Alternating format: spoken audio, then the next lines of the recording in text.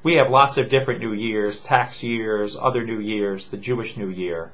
Our ancestors had a New Year for trees.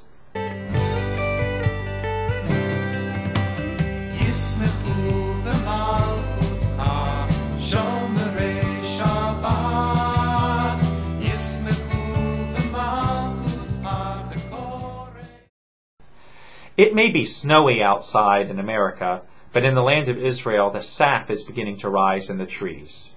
And that means that it is Tu B'Shvat, the time for the New Year of Trees, the 15th of the Hebrew month of Shabbat.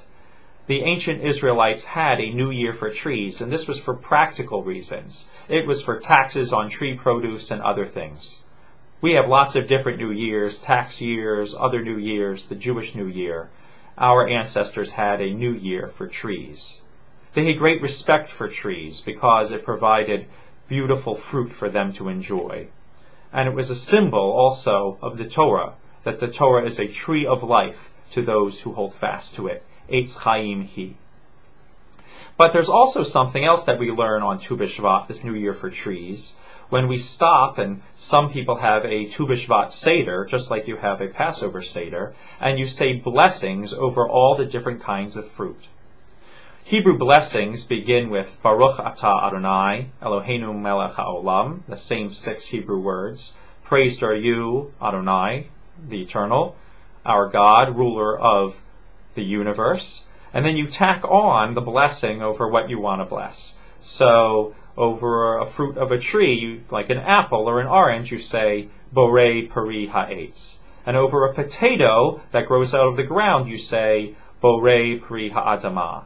Borei Peri Ha'etz, who creates the fruit of the tree. Borei Peri Ha'adamah, who creates the fruit of the ground.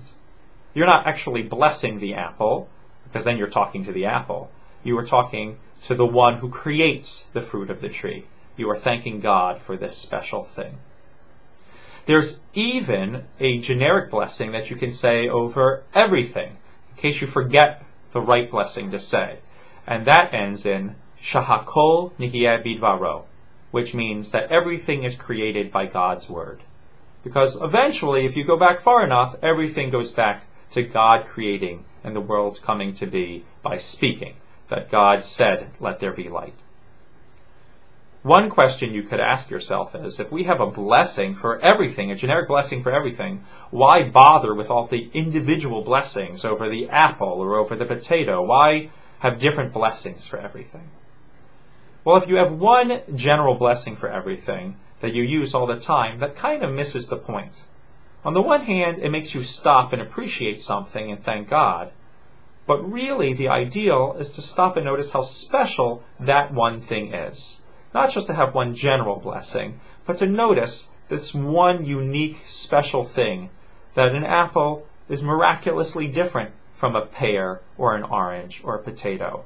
And to be able to bless it and thank God for this special, unique thing in front of you in its individuality. So on this Tu B'Shvat in this season, I'd like to invite you to notice something special, and perhaps, in your own way, in whatever language comes to you, to bless.